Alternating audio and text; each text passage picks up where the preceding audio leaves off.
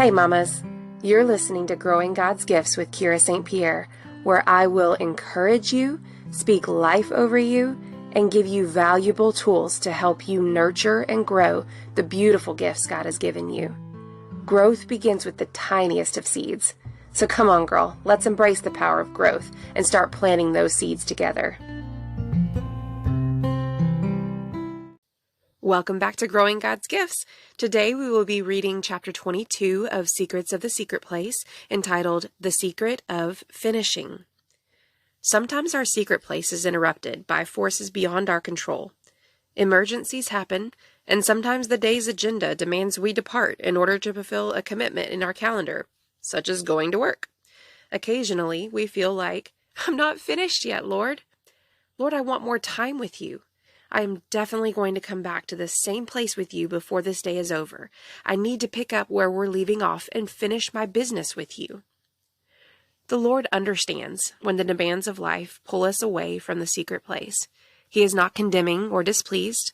In fact, He loves to behold the sincerity of your heart when you honestly wish you could take longer in His presence.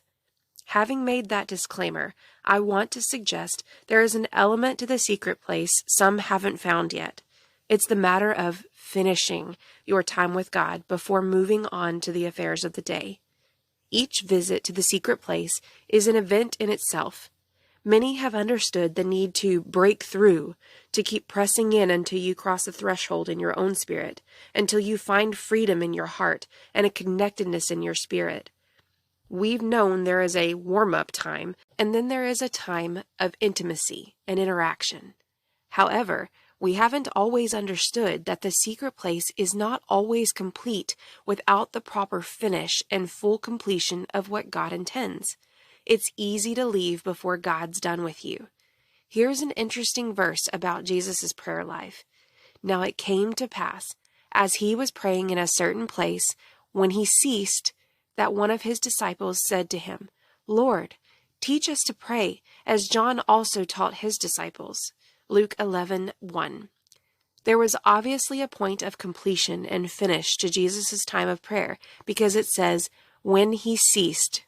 In a technical sense, we know that Jesus prayed without ceasing, but when it came to his secret place, there came a point of time when he ceased. There came a time of completion. In fact, the New American Standard Bible renders it, after he had finished. One of the secrets of the secret place is staying with it until you're finished. The way you know you're finished can feel differently every day, but I would suggest that the decision of when the time is finished is not primarily yours, but God's. Let God decide when it's over. Give Him the honor of dismissing you. Solomon gave us these wise words. Do not be hasty to go from the king's presence. Ecclesiastes 8:3. If it's true of earthly kings, then it's even more relevant for those who draw near to the presence of the King of Kings. Having come into his presence boldly through the blood of Christ, let us not be hasty to leave. Let us stop, wait on him, minister to him, and continue in our service before the King until his release comes. Those who linger in his presence uncover the greatest joys of his presence. The greater dimensions of intimacy do not come quickly. We call on him, and then he gently begins to draw us into the embrace of an unspeakable love. A hit-and-run approach will never do. Go ahead and test drive this secret. Don't quit till you're finished. Give yourself to the King until he sends you forth into his harvest. The intimacy of his chambers will ignite your soul, and you will carry his fragrance to a lost world who desperately longs for what you've found.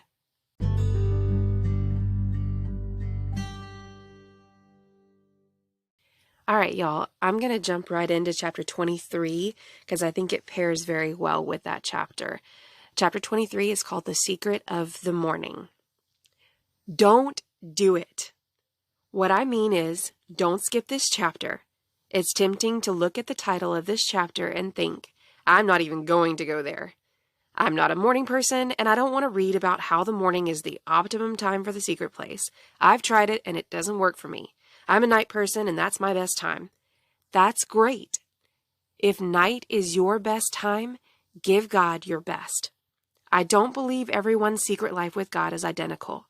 We are highly unique, and the Lord loves the particular spice that comes from the fragrance of your own individuality.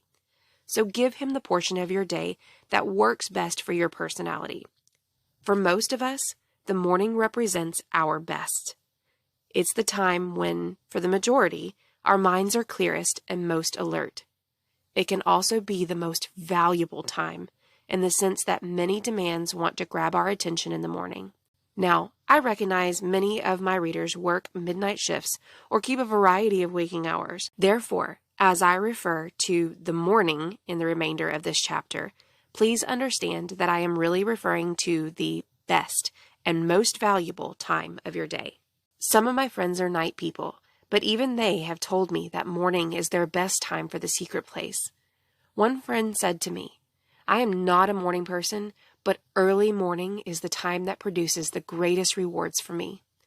Another friend said, I am not a morning person, but then she added, I noticed that when I have my devotions in the morning, His word is more fresh to me, and I am more obedient to His word.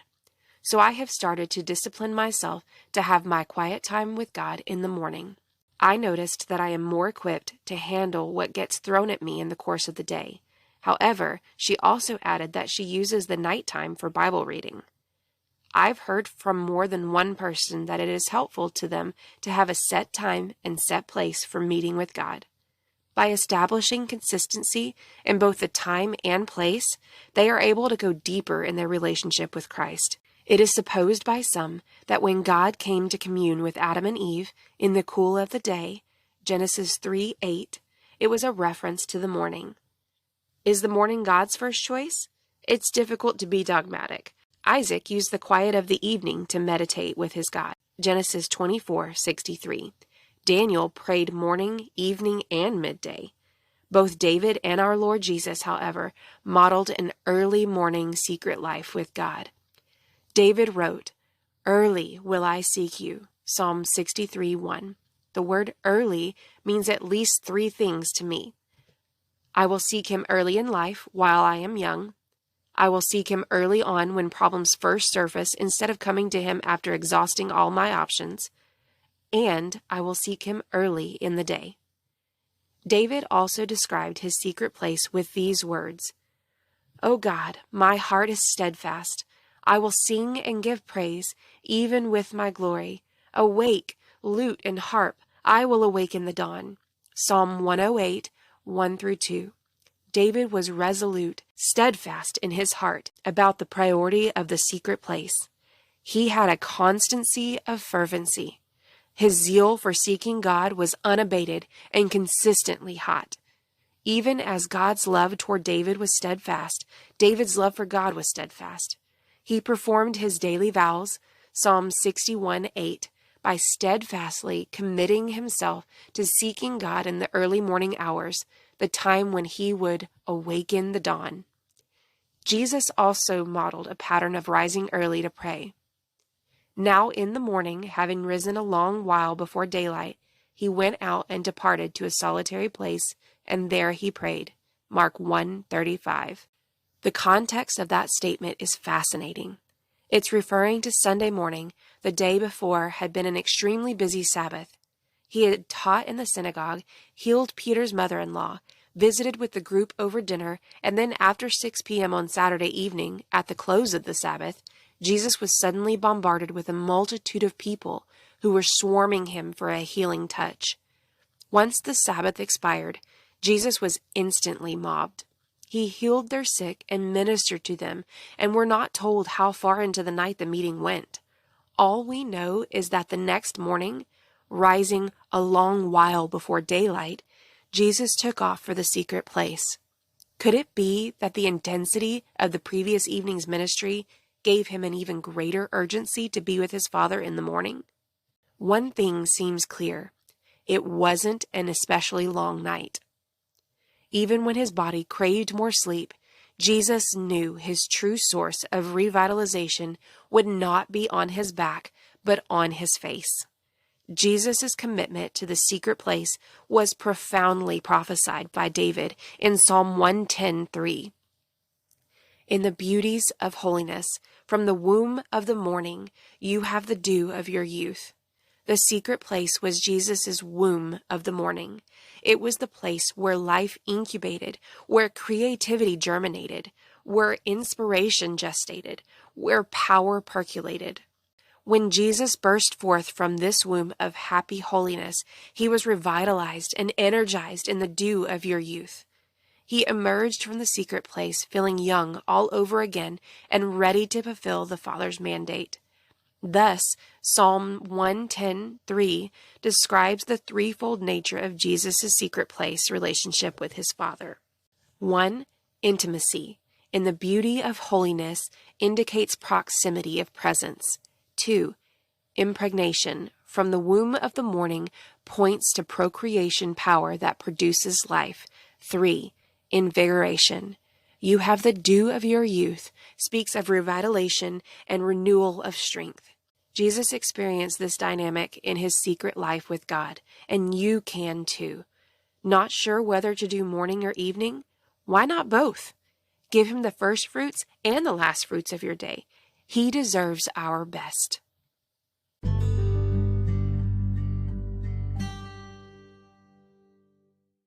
The secrets in these 2 chapters are powerful, y'all.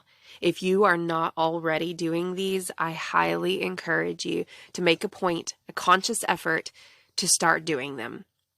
The secret of finishing your secret time with God or your quiet time with God, whether it's in the morning or in the evening, that's between y'all. But I highly encourage you to make sure that God is finished with you during that time.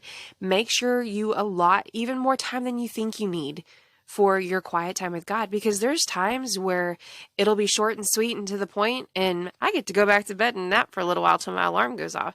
And then other times I don't get to go back to sleep. It goes right up until all the time that I've allotted, and even then some. But I've always found that when I do stay until he's done with me, it is the sweetest times, the most personal messages that he speaks to my heart, the most rejuvenated I feel throughout the rest of the day when I actually take the time to sit and listen to him until he's completely done downloading to me, speaking to me, loving on me. I know there's been times where I'm like, Lord, I'm so tired. And I'm like, okay, well, I'm done reading my chapters. I'm not hearing anything. So I'm just going to get up and go back to bed. And I'll get up, and before I even make it out of my prayer closet, I just hear that voice, that still small voice says, Kira, I'm not done. And so I sit back down and I'm like, okay, Lord, I'm sorry. I let my flesh get in the way, and I'm sorry. So what you got to tell me?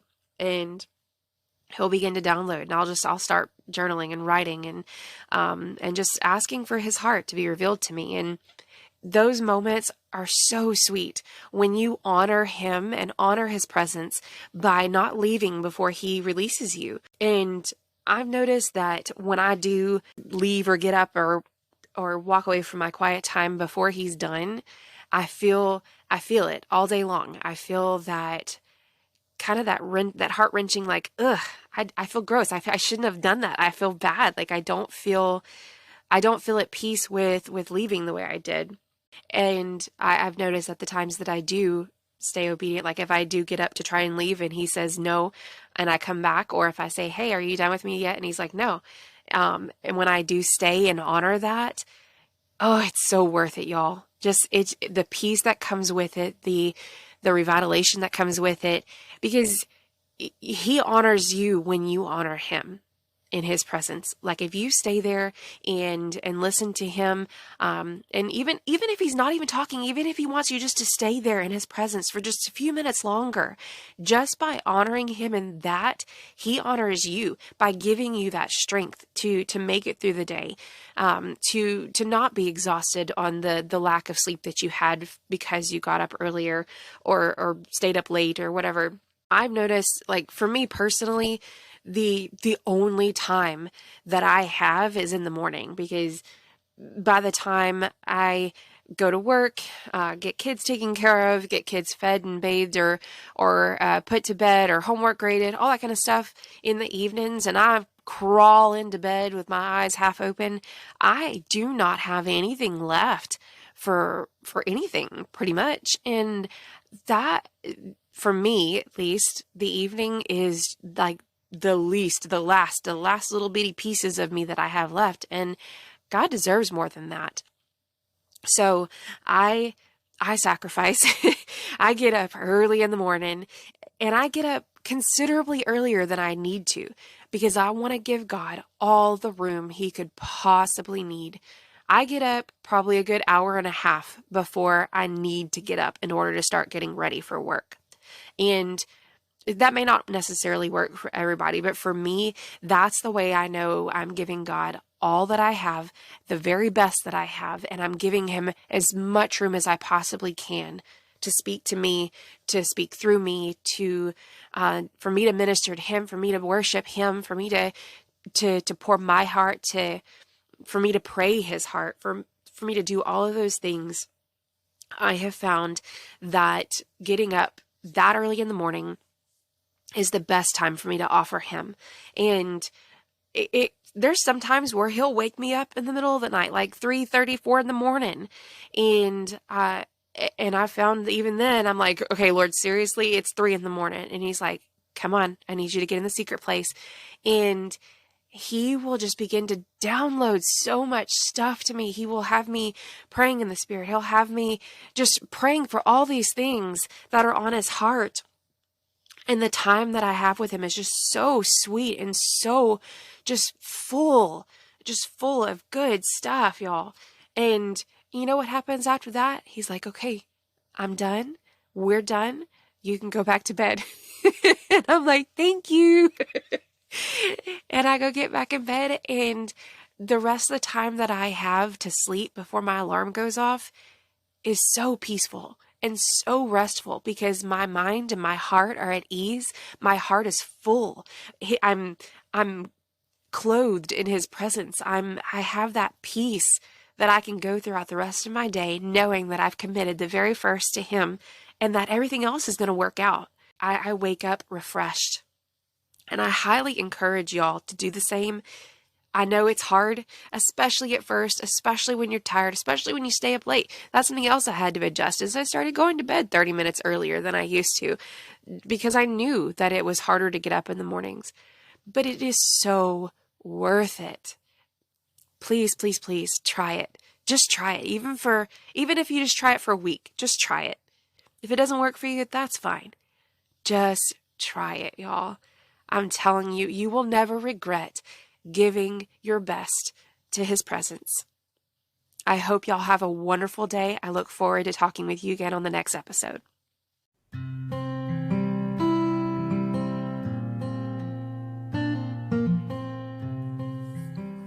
Thank y'all so much for tuning into today's show. I love getting to hang out with y'all. When you have a second, please go tap that subscribe button on Spotify if you haven't already, so you don't miss the next episode. If you would like to stay connected, come follow me on my Facebook page at Growing God's Gifts. I would love to hear from you and get to know you a little better. If you are interested in supporting me, you can make donations through Spotify or through buymeacoffee.com/GrowGod'sGifts. Or, of course, sharing, rating, and reviewing me on social media is always greatly appreciated. I will post the relevant links in the show notes for you. Please join me again next week as we continue growing God's gifts together.